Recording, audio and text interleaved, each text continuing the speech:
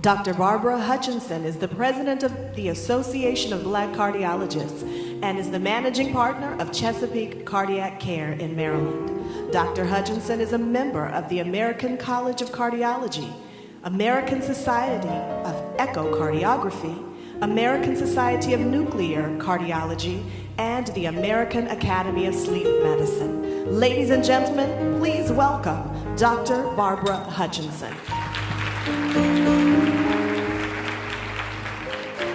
Good morning. I must admit to you, I shared with my colleagues that I was coming to North Carolina and sharing that documentary, that trailer.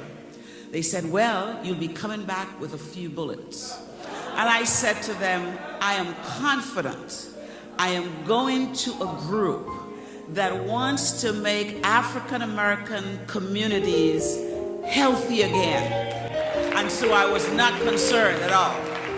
So you know that the full video is actually available on YouTube. That was the trailer, but it is available. And I want you to know that I used the trailer today to serve as a baseline for our conversation today. Sometimes we have to have difficult conversations. We don't like it, but we have to have difficult conversations so that we could move ahead. I really want to thank this organization for inviting me today. And it's such a great thing to have come together advocates, church leaders, so that we together, because so often as healthcare providers, we think in our little sphere we could solve the problem, but we can't. We need all of you. And one of the things I hope to share with you at the end of our time together, that we would become more aware of issues in the African American communities. In addition, we would face some of the problems that are out there.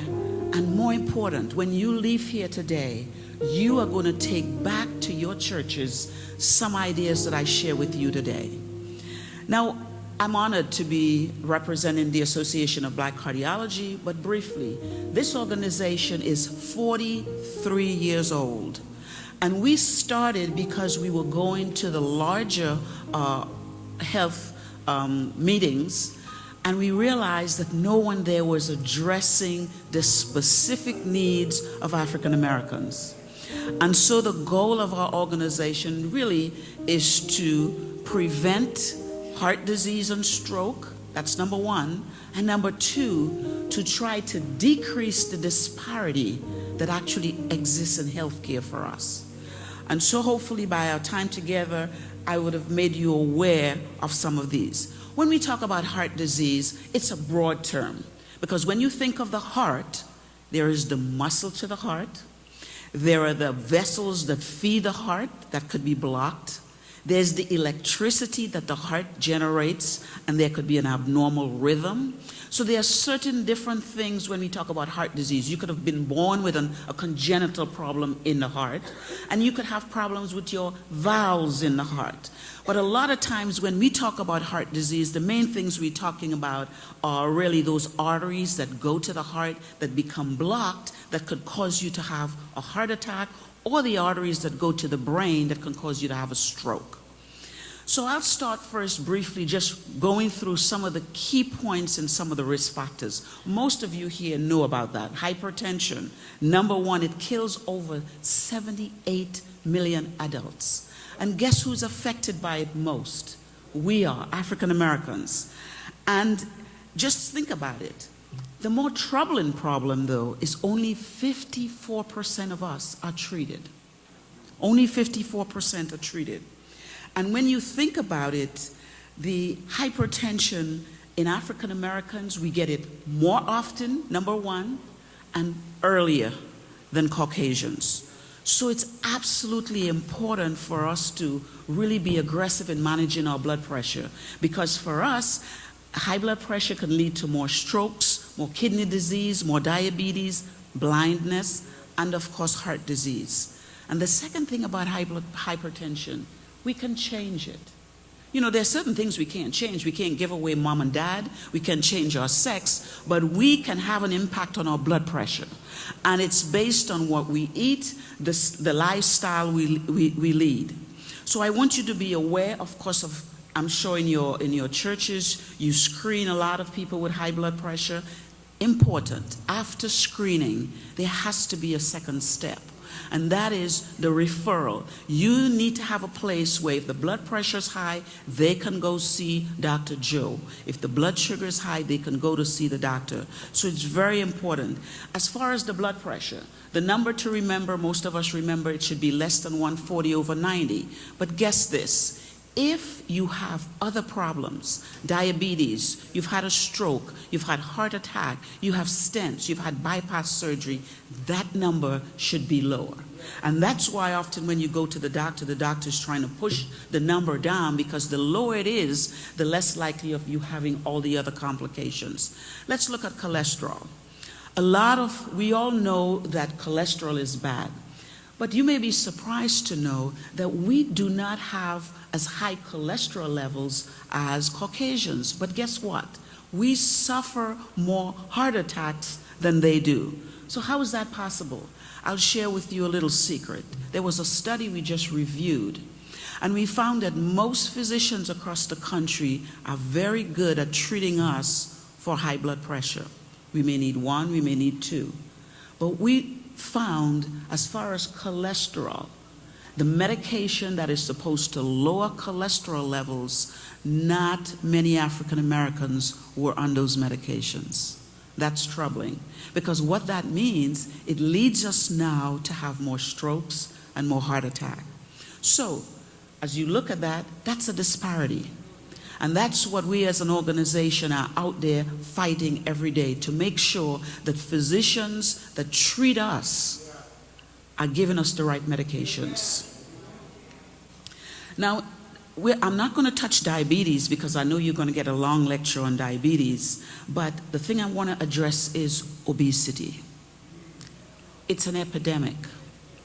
It is an epidemic. And I heard earlier, in 40 states, the prevalence of diabetes in African American is 30%. But there are some special states in this room today. Alabama, Maine, Mississippi, and Ohio. The prevalence is 40%. What's troubling to us is the fact that it's now starting at a younger age. So now you have obesity in children.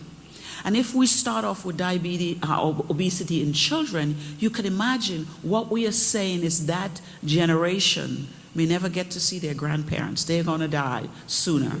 So it's very, very important for us to be very aggressive in managing diabetes, because it leads to so many other things. And of course, in managing, in managing obesity. Managing obesity has a lot to do with our behavior. It is. We tend to be less active. We love the couch. We love something in our hands while we are on the couch. And believe it or not, from a cultural point of view, you may not know, but some people think when you are obese, you are healthy. I don't know if you've heard some people say, oh, you look mager, thinking if you're thin, you are unhealthy. It's a mindset. That's all wrong. It doesn't mean that you are healthy if you're obese. There's one risk factor I want to share with you today that you may not be open to or have heard about. How many of you in here have been told that you snore? Good. Well, let's have a discussion around that. I'm sure you never thought that if you snore, snoring could affect your heart. It can. There is a risk factor I call it the sleeping risk factor here, that's killing America. It's called obstructive sleep apnea. That means when you go to sleep, you stop breathing. Simple. For 20 seconds. Believe it or not, that can cause the following. Number one, elevated blood pressure. Number 2, elevated blood sugar or diabetes. Number 3, elevated cholesterol. Number 4, it can cause a heart attack because that condition causes your blood to be thickened. You could have a stroke, you could have a heart attack, and you can die in your sleep. In addition, we now know it can predispose to congestive heart failure, where the fluid builds up in your lungs. That's why you wake up at 2 o'clock in the morning, short of breath, have to call 911. You may have obstructive sleep apnea, irregular rhythm, dementia, and guess what? A foggy brain. Sometimes people say, oh, I'm just having a little problem remembering stuff. If you have obstructive sleep apnea or if you snore, you need to ask your physician to screen you for sleep apnea. And on the issue of screening, a lot of times in screening, we do blood pressure, we do cholesterol, we do blood sugar. I admonish you today to include in your screening a church's sleep apnea. It's a simple 5-question questionnaire that you may be able to save someone's life. Now, what are the signs? We talked about snoring. People may get up, you're always tired. Doesn't matter how long you sleep, you wake up tired. You may complain that you wake yourself up short of breath, or you wake up with your heart beating fast. All of those are suggestions that you could have sleep apnea. On the issue of sleep, how long should you sleep? We should all get at least 6 to 7 hours of sleep. Most of us don't get that.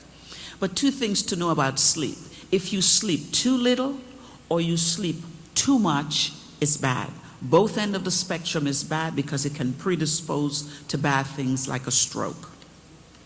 2 myths I want to dispel today. Number 1, you do not have to be obese to have sleep apnea. And that is why it is missed in us very often, because someone looks at you, you may weigh 100 pounds, and they said, oh, you could not possibly have sleep apnea. That's the biggest myth. It's all based on the symptoms. Number 2, you do not have to snore. Sometimes some people don't snore, but they have all the other symptoms that I talked about. They could still have obstructive sleep apnea. Congestive heart failure. The thing about congestive heart failure, African Americans have it and Caucasians have congestive heart failure. There's some big differences. In us, we get it earlier, number 1. Number 2, we tend to get it, the main cause of our congestive heart failure is our uncontrolled high blood pressure. And it's very important for us to make sure high blood pressure is controlled because it can lead to congestive heart failure. Over 5 million Americans have congestive heart failure. And every day, think of it, every year we have over 500,000 cases. So, 2 things about congestive heart failure. For African Americans, it occurs earlier. And for those of us less than the age of 50, 20 times more higher in African Americans than in Caucasians. Coronary artery disease, as we all know, is the leading cause of death in the United States for both men and women. And of course, for us African Americans, the main thing that's driving that in us is high blood pressure, diabetes. And so that's why we need to pay attention to both of those. Some facts that you need to know. If you have coronary artery disease in 2016, there are several things that should have happened. First of all, you should have had a diagnosis where they put a catheter up to check to see if you have it. And now, by the way, it's done through the wrist instead of through the groin. Number 2, guess what? African Americans, we get that procedure much less than Caucasians. Number 2, if you have coronary artery disease, sometimes you could open that blockage with a stent. We get stents less than Caucasians. Next is in terms of bypass surgery.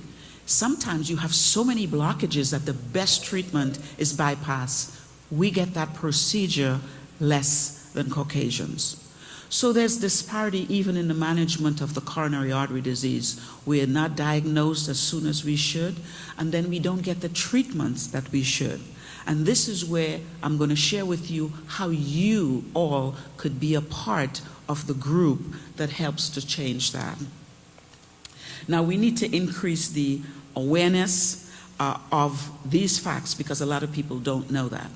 Let's shift gears now because I want you to know some of the areas of disparity in healthcare.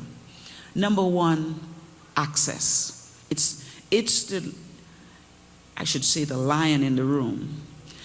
As you know, we recently had improved access through the Affordable Care. Many patients, I saw patients that had never seen a doctor before, and I was now able to see them. Of course, with that long delay, their disease now was worse. Could you imagine what would happen now if we're not afforded that anymore? We're going to be moving backwards. Instead of our statistics changing, that will go in the opposite direction. We were making strides, but could you imagine what would happen to us as a people? Because now, if we cannot have access to health care, that is a problem. How about access to medication? That is a problem. Because believe it or not, there was a drug that was discovered 10 years ago for African Americans with congestive heart failure, and that drug demonstrated it can decrease our mortality by 40%. It's now 2016, and that drug is still not available to many African Americans. And a lot of African Americans are not even aware of that. In managing our blood pressure, often we go to the pharmacy and they switch the medication that was prescribed to you by your physician that has been treating you for 20 years. He knows you. That's why he gave you that medication. Often the medication is switched to not necessarily your benefit, but to the benefit of the company. Finally, how about access to treatment? We talked about it before, catheterization, stents, bypass, and more recently there has been a technique that now enables you to have a new valve put in without, quote unquote, cracking your chest. It's mounted via the groin. In a study that they did, only less than 6% of African Americans were afforded this new therapy. Now, how can you help? And this is why I'm here today, to share with you. First of all, the reason you are here is because you have a passion and a desire to see African Americans lead healthy lives. That's why you're here. Number two, to engage, I want you to be engaged so that when patients come to see the doctor, well, I should say, many patients would not come to see me, but they would come to church. And because of that, you have access to them. And so the church could be the place where you make them aware of not just healthy spiritual food, but healthy physical food. I'll say that again. The church should be the place where healthy spiritual food is served and healthy, really physical, healthy food is also served. I know that's, I'm stepping on corns, but I firmly believe this. And I'll say this, the church should not contribute to a disease state. Did you hear me? The church should not contribute to the disease state. People should know when I go to that church across town, I'm going to be served healthy food because they want me to live and not die. And that's very important. So I'll be more specific. Baked instead of fried. Salt shakers on the tables when you're serving meals should be in boxes. There should be no salt shakers. Minimize processed foods. Chicken tastes good, but take the skin off. I know I'm getting somewhere. Take the skin off. Sugary drinks, water is a cheap alternative. Sugary drinks, water is a cheap alternative. I'm just getting back from our national meeting in New Orleans. And we just discovered that, well, it's not just discovered, but one of the topics that was heavily talked about is that the food we consume that contains high amounts of phosphines is not good for us. It can predispose us to having diseases, coronary artery disease. I talked about screening earlier, and I want to make a suggestion. In addition to screening, we talked about blood pressure, diabetes, cholesterol, sleep. Add sleep to your screening.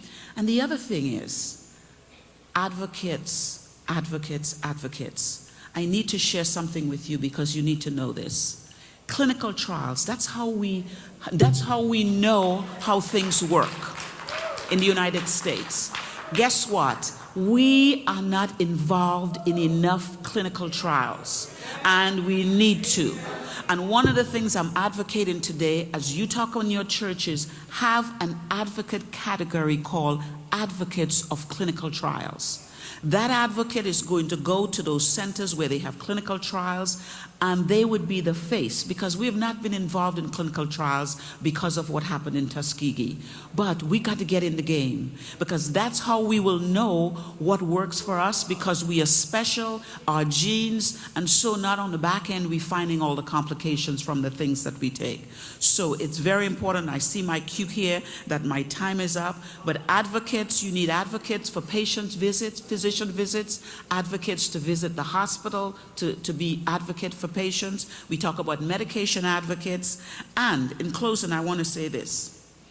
In Luke 10 verse 2, it says, the harvest is plentiful, but the workers are few. Similarly, the harvest in heart disease in blacks is plentiful. So let's ask the Lord of the harvest to send workers to help in this dilemma in our population. Thank you very much. I think I have time for a few questions.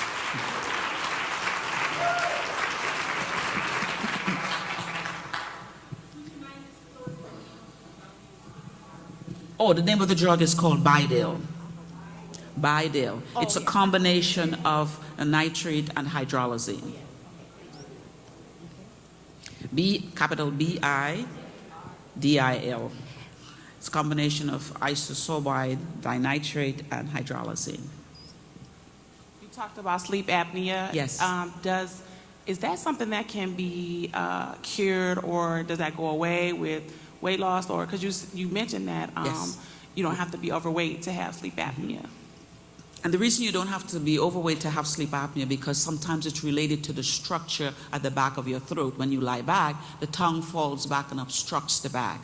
But treatment for sleep apnea, one, you can have a dental device that you put in your mouth when you go to bed at night that pulls your jaw forward. That's number one. Number two, you could use CPAP, a machine that you wear at night that pushes air in while you sleep. Number four, you could have surgery to rebuild the back of your throat. That's a little more invasive. And number four, now there's a little pacemaker that you could implant in the chest that paces the muscle on the bottom of the chin to prevent the obstruction while you sleep. You mentioned at your recent conference in New Orleans, you all discussed particular food that had contained a certain substance. It's called phosphines. And what are some of those foods that are high in As a that? matter of fact, it's on the labels. A lot of processed foods. Some of some cereals, some of the packaged stuff that kids eat. You know, the snacks. That's what I'm thinking of. So the bottom line is read the labels to see if there are phosphines in the foods. Yeah.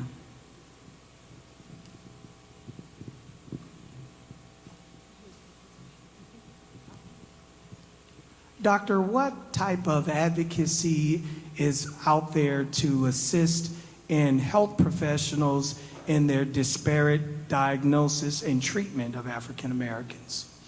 Well, one of the pillars of the Association of Black Cardiology is advocacy. And we have a training program for community advocates like you. And we have the program over the course of the year where we bring advocates in and train them to go back to their communities to be advocates. So we have a program. Outside of the lack of funding and the compliance of African Americans, and I'm thinking of the IOM report when we had the first transplant with the African American male, what are some of the other concerns that you think that the African Americans have as it relates to not being involved in some of the clinical trials? Very good question. We actually did that study with Merck, and I'll share with you some of our findings. Number one, mistrust. The clinical investigator often does not look like us, and so we are not sure if what they are doing is in our best interest. Number two, they don't understand our culture, in that they will try to consent, because you have to give consent for trials. Often they would consent African Americans by themselves. As you know, we are a family unit. We love family. And so not recognizing that if you're going to tell me about a study, it's important to let someone else in my family know about it. So bringing the whole family involved in the consenting process. That was the second thing that we found. So those were the two main things. One was mistrust, one not understanding our culture and how we work. Again, not enough investigators that were African Americans. And so now the Association of Black Cardiologists, we are now training African American investigators to be investigators for clinical trials, because that will help to mitigate that one problem.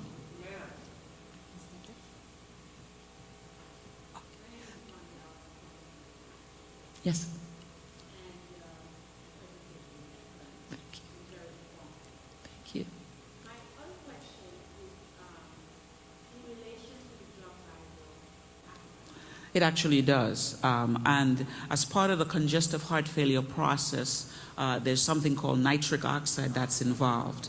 And the nitrate in the compound affects that pathway and actually decreases some of the what I like to call bad humors in the blood that causes the problem to be worse. Yes. Can you talk about the relationship between racism and health disparities? The difference between racism and disparities. The relationship between the two. That's a tough one. Because when I think of disparity is such a broad issue. And racism, I think that has to be something that's ingrained in you. I may not be the best person to explain that, but that's what I'm thinking. Because I think it's a little different. Although sometimes it can cross lines, because when you think of disparity, you could have disparity between male females. So it could be gender disparity. So there are different types of disparity. It could be male-female. It could be race, across race lines. It could be old versus young. So disparity is a little more broader, whereas race is you're going after a particular ethnic group. Good morning. Good morning. This may sound sort of simplistic, but what I tend to see across the board, even with clients that I see, basically, don't everybody kill me, it seems that there is a great majority of us that just want to still just get along and don't want the education that's there. We're more afraid of the truth than we are of a lie, and that is going to kill us. How do we disseminate the information in a non-threatening manner any more than we already have? How else can we do that? Because we only respond to food. For those of you who, and that's not a blanket statement, let me just clean that up a little bit, but for those of us who go to church, who have churches, we know that if we ask for general envelopes for fundraising, we may raise $1,000 or $2,000. If we sell food, we double the numbers, and they don't care what kind of food it is, and will not eat mostly salad for the major part of it. So how can you help us to help ourselves? I've been fortunate to attend a church for over 30 years that was a basic mantra in terms of the food that was served was non-processed. I mean, it was given. And even other people would come to visit, and by visiting they say, oh, we're going over to that church that doesn't serve X, Y, and Z. But I think it's part of a learning process, because if you look and you realize that over 30 years you've just had less than 10 funerals, you realize that something's right. And so I think the best person to communicate that is actually peers. You know, they would probably listen to peers over the doctor, because we say it all the time and they say, well, you just don't know.